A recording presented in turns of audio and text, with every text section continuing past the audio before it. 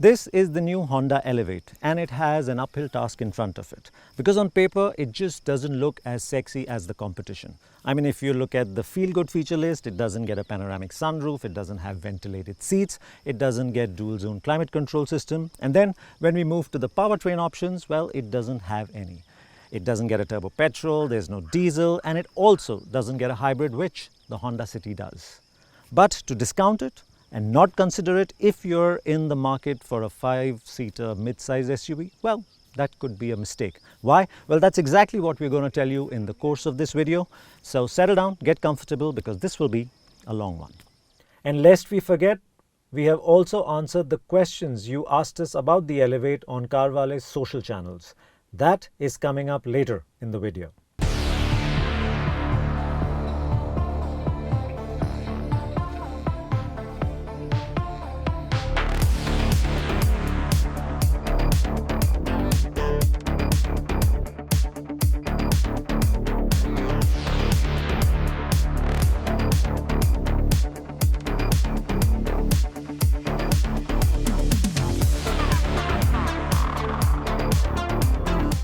Let's begin with the design, because design is one of the more important factors when it comes to deciding as to which car you're going to buy. And on that front, I think Honda's done well. Now, when you look at the front with these hooded eyes, it's got this gaping front grille, it's got a very blocky stance, and all that gives it an imposing kind of retro but still in your face sort of look, which I think people will like and appreciate. So it's pretty distinct. Even if you move to the side, you'll find that the doors, they look really chunky. The whole metal section is quite big compared to the DLO, and that again adds some heft to the design.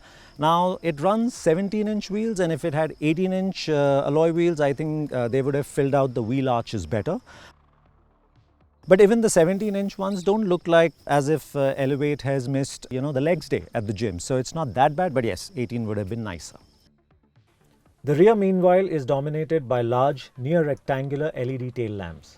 Otherwise, the tailgate and the bumper designs are simple and nothing to write home about.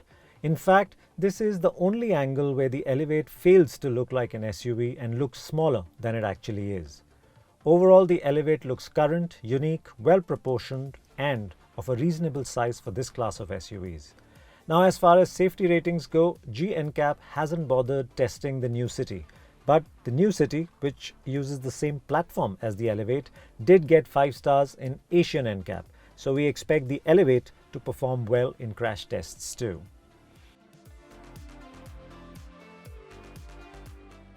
Now inside, the Elevate SUV feels welcoming and warm, like an old study in an old mansion. Which has a fireplace, it's got loads of books everywhere, and of course it's got a large wingback brown chair. Now this wingback brown chair, this one is straight off the Honda City, and that's no bad thing because it is sumptuous, it is supportive, it's comfortable, it's a nice place to be in. Now this is a lot closer to the floor than we've seen in most other SUVs, but that also has an advantage because it gives you a fantastic driving position. Now with an adjustable steering for both reach and for rake and a height adjustable seat, you get a driving position that feels extremely natural, almost car-like. And then everything else that's been designed around the driver has been done very thoughtfully, very logically. So for example, if the gear shifter is just fingers away, which is exactly what you'd want because it falls really naturally to hand. It's not too far forward, it's not too far back, so very thoughtfully designed. And here again, your controls for the AC, you don't have to reach for it. For your your multimedia system, again, you don't have to reach for it. Your vents, everything is designed very thoughtfully for the driver, so ergonomically extremely sound cabin. The challenge really with this cabin is the feel of quality, and that's only down to the black matte plastic that's used almost everywhere. So that just makes the cabin look a lot less premium, where it should, because given the price point. There is some sort of comeback for the Elevate when you look at the brown leather and the faux wood that they've used, which again brings you that warm and welcoming feeling. But if they would have, I don't know, given piano black for this flat matte plastic, or maybe some texture, but it just needed to look a little more appealing. In terms of storage spaces, again, lots of storage spaces, again, thoughtfully designed. You have an armrest that you can put stuff in. You've got very accessible, easy to use bottle holders and door pockets. Using the height adjustable or controls for the seat is easy too. It doesn't, your fingers don't get trapped in the door. And this, it might seem like there isn't enough space, but enough space to even put your large coffee mug. So a mixed bag with the interiors, mostly good, just the downside being this. So if you can get used to this, then I think it's a nice cabin. The Elevate SUV has a few hits and misses when it comes to features. Now, compared to the diesel and turbo petrol versions of the Kia Seltos, the Elevate is clearly lacking in features. But compared to, say, the Seltos HTX trim with a 1.5 litre naturally aspirated petrol, which is where we believe the Elevate will sit in terms of pricing, the Honda is a closer match. It still doesn't get a panoramic sunroof like the HTX, but it has ADAS level 2, which the Seltos HTX doesn't get.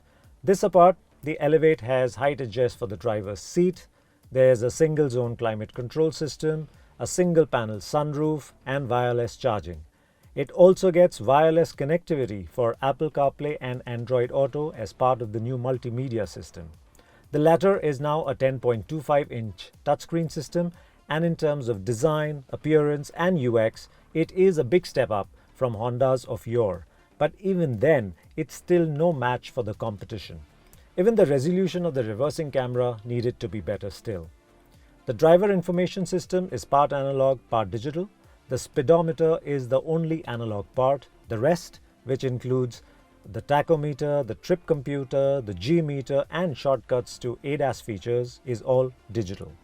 Again, the digital display is easy to read and surf through, but the display could have been of a higher quality.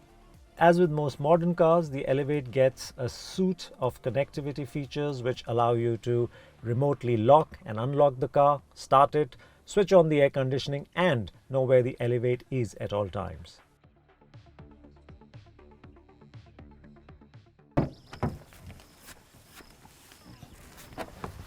Now this was a surprise for us. This is a high riding SUV. It has a ground clearance of 220 mm, but the ingress-egress height, or the height of the dorsal where you enter, is still quite low. So whether you're getting children in, or you're getting their grandparents in, or even if women in the house and saris or dresses are getting in, it's not going to get in the way. So that's a quite surprising thing for us given the ground clearance, so that's good. And then once you're inside, again, like the front, the seats feel immediately, they feel comfortable, they feel large, they feel like you want to be in them.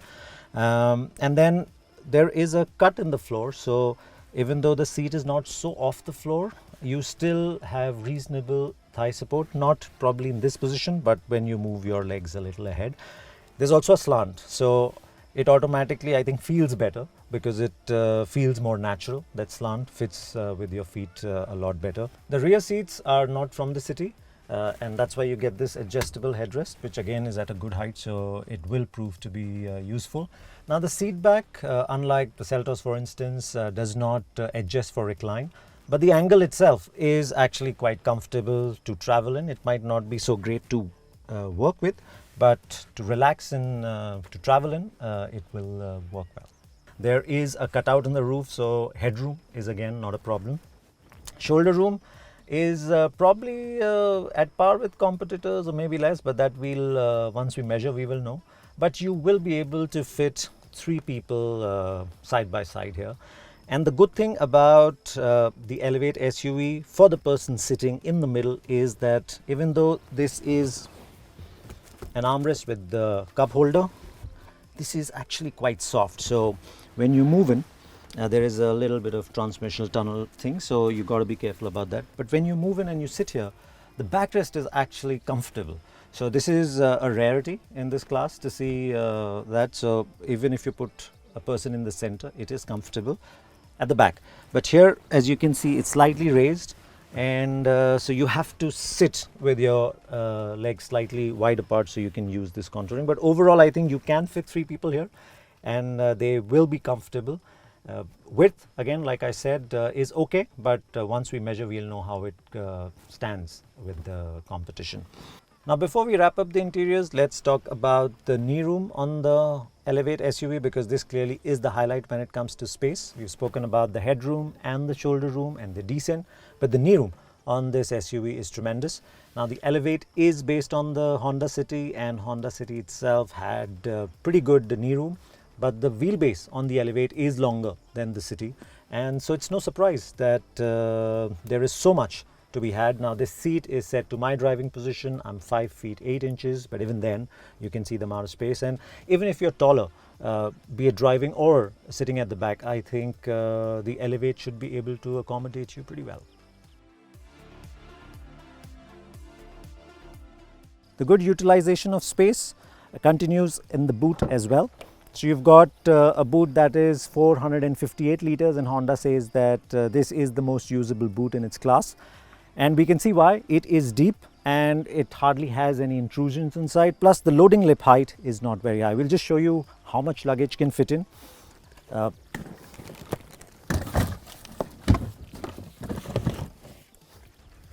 These are our carry-on bags for this event.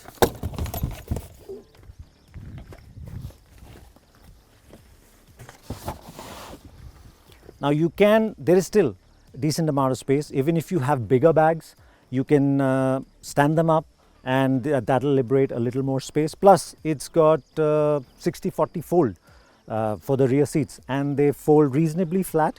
They are flat. There's a little bit of step, but you can still utilize all the length up to the front driver's seat. So, in terms of practicality, flexibility, being able to carry a lot of luggage, I think the Elevate, as Honda claims, is quite useful.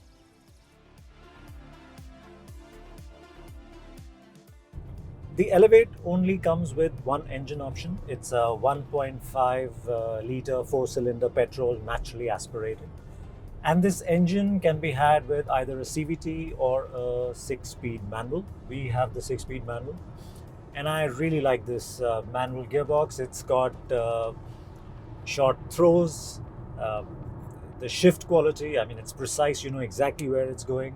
And it doesn't take a lot of effort, and you can just row through the gearbox and have a good time doing that. So it doesn't take effort. It's not tedious. The other thing about the gearbox is how the shifter falls easily to hand. I mean, it just feels so natural, so intuitive that it just highlights or makes the driving that much more involving in the city. The other thing about the manual is that it has a light clutch, so that's a boon in the city. The only challenge with the clutch that we found is that it is difficult to predict the engagement point, especially when you're rolling off from the standstill. So that's a little bit of challenge, but otherwise it is absolutely easy, effortless, and good fun to drive. Now, the engine, it is the same engine that we've seen on the City. It's a proven engine, it's a reliable engine, it's an efficient engine. Now, this car is, of course, 100 kg heavier than the City, and it runs different ratios in the gearbox. The first and second are closer together, they are shorter, so that there is higher torque multiplication, and you get that initial, that peppy response that you would want in an SUV. So clearly the fuel efficiency will be a little lower. We reset the trip computer because we don't have that much time to actually do a fuel run. But on the trip computer in the city, it showed us a little over 12 kmpl, and on the highway, when we were doing 80 to 100 in 6 with a light foot, it went up to 17, a little higher. So that's the kind of fuel efficiency you can expect from this engine, and that's not bad at all.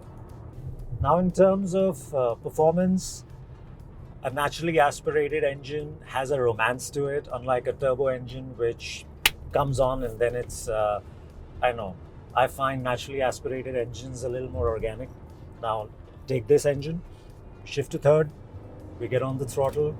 The build-up of the revs. Of course, it's not as potent or as pin you in the back, but it just keeps increasing so linearly, and the sound that the engine makes when you're revving it, it's a good sound. So you enjoy that sound, and it sounds good all the way till 5. It's only at 5,000 RPM that suddenly you hear the engine and you know that it started to complain.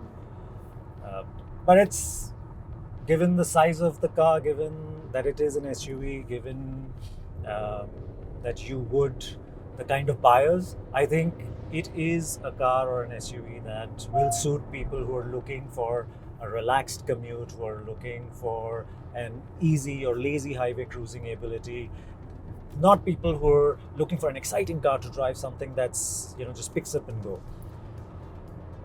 But it's not slow, and honestly, I like this combo of this engine and the manual gearbox. It's, to me, again, it's not fast, but it's very engaging, very enjoyable, and I can just keep downshifting, third, rev it,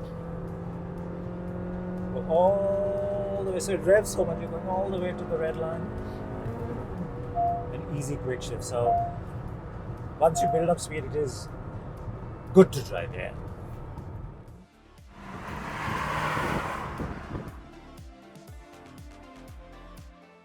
As far as Elevate's suspension setup is concerned, it is, again, much like we said, it is more for, doing things in a non-hurried fashion. So the idea is comfort over outright sporty handling. And you can feel that at slow speed especially, it rounds the bumps really well. There is a fair amount of travel. The damping is well judged. So it doesn't, at slow speeds, it's not moving around, it's not crashing into things, it just rolls over stuff very, very smoothly. And as you get faster, yes, there is a little more movement, especially at the back, not so much at the front. But it doesn't get uncomfortable. It's not something that will leave you feeling sick at the back because it constantly moves. Now, when we're going over speed breaker, so you can feel the rear go down and come up and then settle instead of just once. So, but it's not, it is acceptable. It's only when you hit like a really bad section of road at speed that you can feel the undercarriage moving, and you can feel that the suspension setup is struggling to keep up with this. It's not able to iron out stuff, flatten it out like you'd expect like a well-damped SUV to do. But then this is still a more city-centric car, so suspension setup is not an issue whatsoever. In terms of dynamics, in a straight line, on the highway, 100 kilometers per hour, 120 kilometers per hour, Elevate feels planted, feels sure-footed. Yes, you can hear a little bit of engine noise, some road noise, some wind noise, but overall it doesn't seem like you're going too fast or the car is finding it difficult to keep up. So it's all quite relaxed, and it feels stable at high speed. So that's a good thing. The steering, on the other hand, again, like the suspension setup, is more tuned for comfort. It is linear, it is predictable, it tells you what the car is up to, what you're up to with the steering, but it's not quick. It's not something that will encourage you to drive faster or harder. It is slow, so you have to put in a little more input than you would want to make those kind of changes in direction. But like I said, it's predictable and it's relaxed.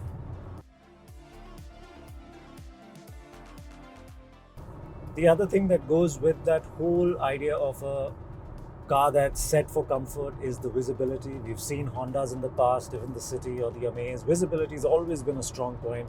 That continues on the Elevate as well. You can choose to sit higher, even in the lowest setting. There's absolutely, the edges are so clear. You have very good vision through the front windscreen. You've got huge mirrors on the side, and this makes it very easy to place the car when you're driving it in the city through chock-a-block traffic, or when you're parking. And even now, On the highway, you've got very good peripheral vision. You can see everywhere. The A pillar doesn't get in the way. So yeah, overall I think Elevate is an SUV that's designed to work with you. It is not to bring out anything in you, but whatever you're doing, it'll help you along. So that's the kind of approach, or that's the kind of feel we get from the Elevate.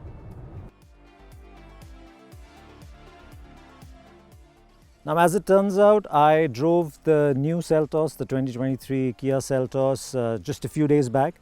And even though it is a facelift, Kia has made some changes or significant changes for it to drive differently. And since the Elevate competes with the Seltos, we'll just thought that we'll compare the two. Now, of course, this is a 1.5 naturally aspirated, and so we'll bring in the Seltos 1.5 naturally aspirated in the top spectrum, which is the HTX. And we'll compare it, and we'll tell you how the two feel on the road and in terms of equipment. Between the two, the Elevate is the more powerful of the two, but not by a big margin, and both run 6-speed manual gearboxes. The clutch operation on both is light, but we do prefer the shift quality on the Honda. Dimension-wise, the Seltos is the longer and wider SUV here, so we won't be surprised if the Kia has a more spacious second row. The Elevate, on the other hand, sits on a longer wheelbase. As a result, in terms of knee room and boot space, the Honda has a slight advantage. When it comes to driving, the Elevate SUV has a more absorbent ride quality. We also prefer the slightly slower but more linear steering response of the Honda, and the Honda engine is the more drivable of the two. The Seltos is better dynamically. It feels more planted, it handles better, and the braking is surer, more progressive as well. The 2023 Seltos has better feel-good features too. It has the panoramic sunroof, which is missing on the Elevate.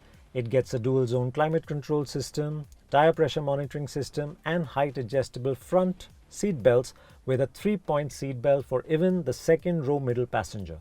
These are again missing on the Honda.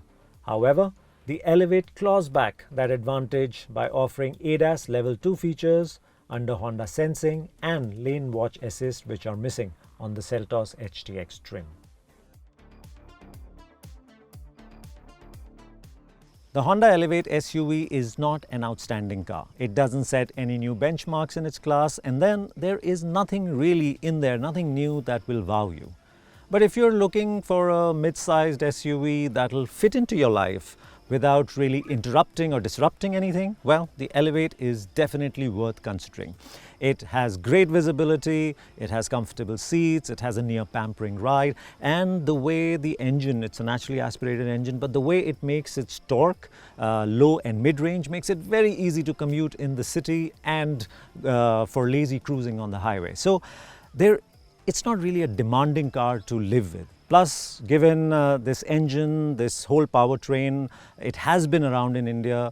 So there is that sense of predictability, reliability that comes into play. So it's a very safe purchase in that sense.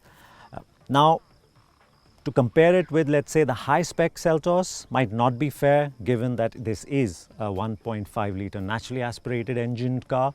So let's look at the 1.5-litre Seltos, the NA versions. And that means that if we compare the top spec of this, we look at the HTX version.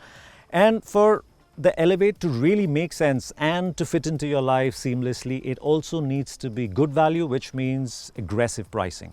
In our book, Honda needs to price this at about 10.5 lakhs for the starting SV version, and then go up to maybe 15.8, maybe 15.9, but maybe not cross the 16 lakh threshold with this top spec one with ADAS. Now I know this means that it will undercut the Honda City in terms of pricing, and it might affect the city sales quite a bit, but the point is that the City is Honda's present, and there isn't a lot that they can do in terms of bringing in volumes with the City, because sedans in general, they're just not taking off.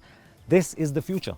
So if I were Honda, I would say yes, I would make the Elevate as tempting as possible, and even if it means it hurts the City a bit, so what? But at least I'll get that initial lot of buyers and everybody in to make Elevate a success. So that's what I would do if I were Honda, but what we're understanding is that it would be priced between 11.5 to 16.5. which is fair pricing, but not, again, outstanding, not something that you'd want to say, take my money right away. But overall, it's a car that will fit into your life. It's a car that is something that you would pick if you want a no-nonsense purchase. Now, before we wrap up, we thought we'll answer the questions that we received about the Elevate on the CarWale social channels. So let's start. The next big thing has asked us, what's the mileage of the Elevate in the city and the highway? What's the driving experience like, and what's the road presence like?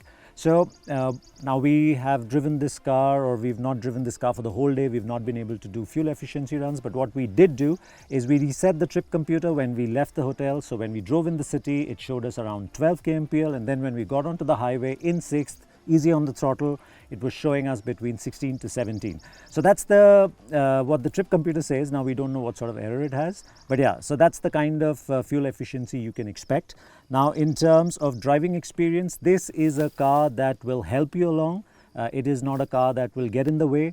It is not a very exciting car to drive, but in terms of a family car, I think in terms of comfort and ease of driving, it checks those boxes. Road presence wise, I think it's got a really strong looking front end, a bold profile. It's only in the rear that it looks a little smaller than it actually is, but yeah, otherwise road presence wise, I think it's not really something that will catch your eye, but it's not also something that you will just discard.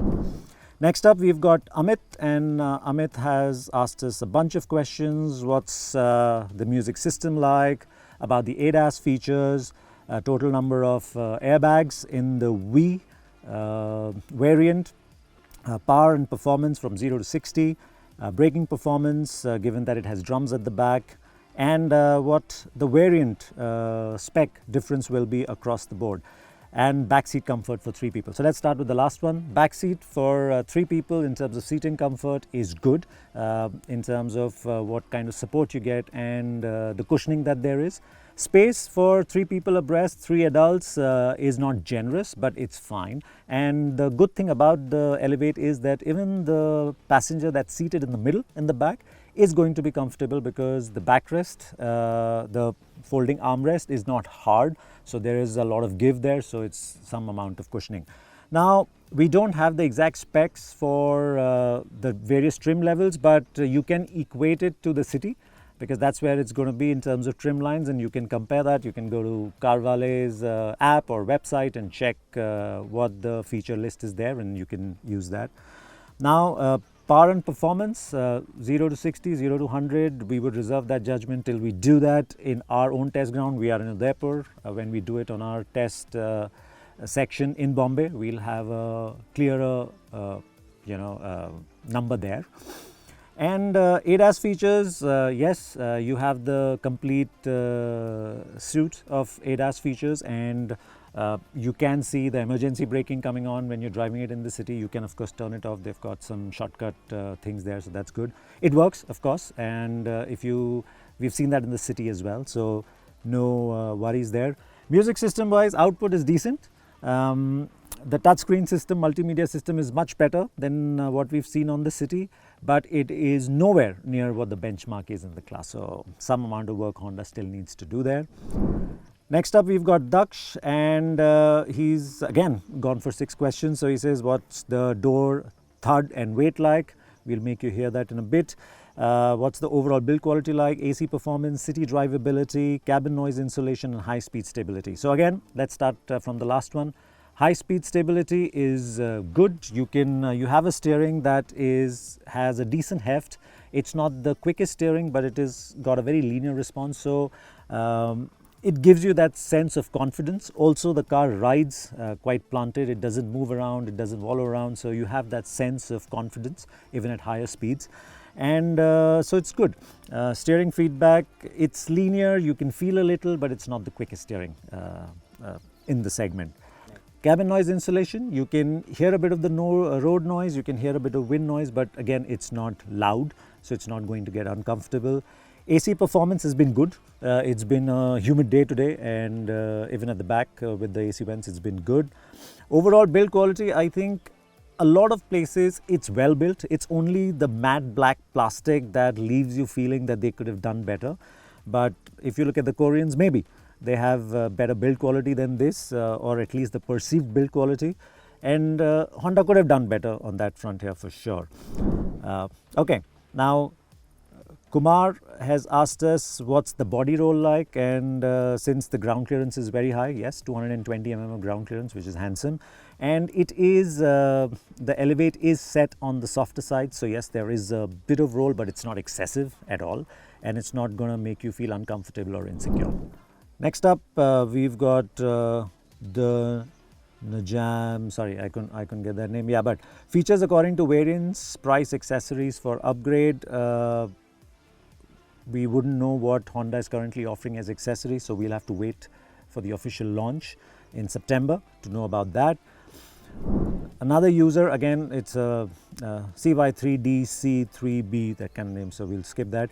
Yeah, so the user has asked what's the suspension comfort like, front and rear, and the design. What do we think about the LED headlamps? What do we think about the build quality, drive quality over poor roads? So yes, suspension, now this is based on the city, but compared to the city, it runs slightly, the travel is a little more, and the damping settings are different. So there is, overall, it's plush. There is a roundness to the ride, comfort to the ride. It's not a firm ride, it's not a sporty ride, so you can feel that. And when you go over poor roads, if you're going at medium speeds to low speeds, it's very comfortable. It's only when you go really fast that sometimes you will hear the rear mostly trying to keep up, but otherwise it's comfortable throughout. Build quality is good. There are some places where it could be better, like we answered in the previous question, but overall, yes, the build quality is good.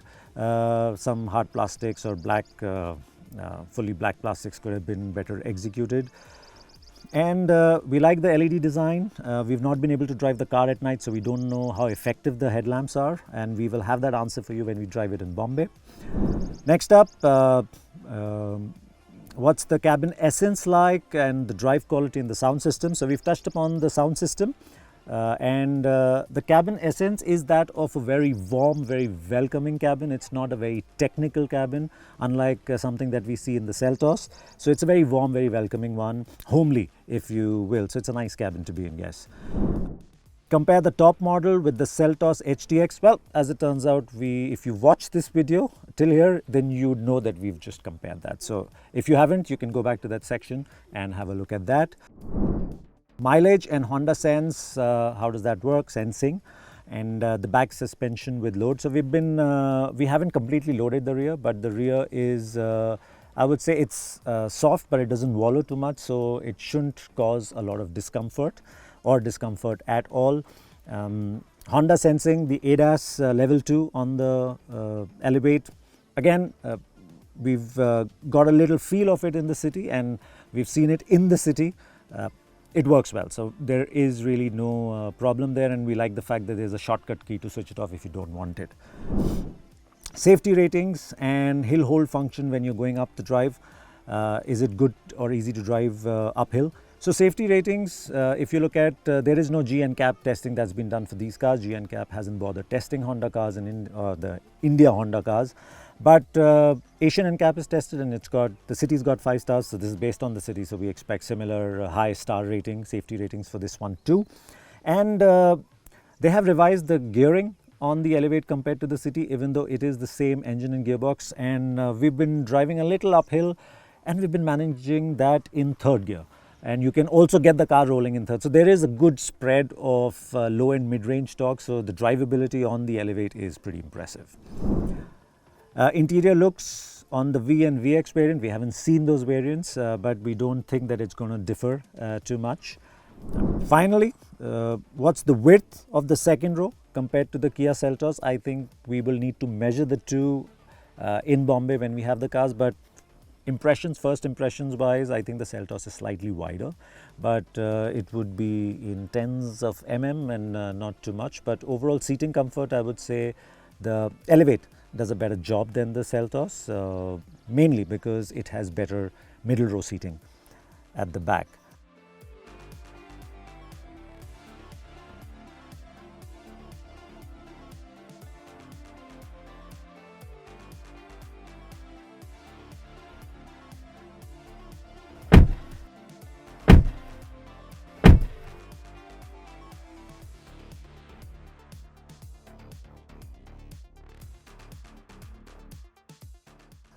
Well, these were the questions that were asked, and there are some other questions, but all those question answers, we've already answered those questions in the course of this. These are regarding ADAS and cabin noise and seating comfort and suspension and ride comfort. So, but if you still have more questions, you can always comment here and we will take the time to answer that.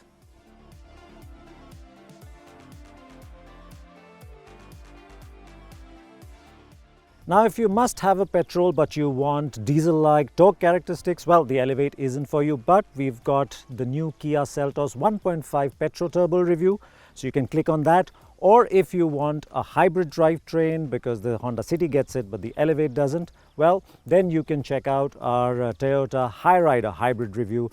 Hybrid with an SUV, something that the Elevate should have got.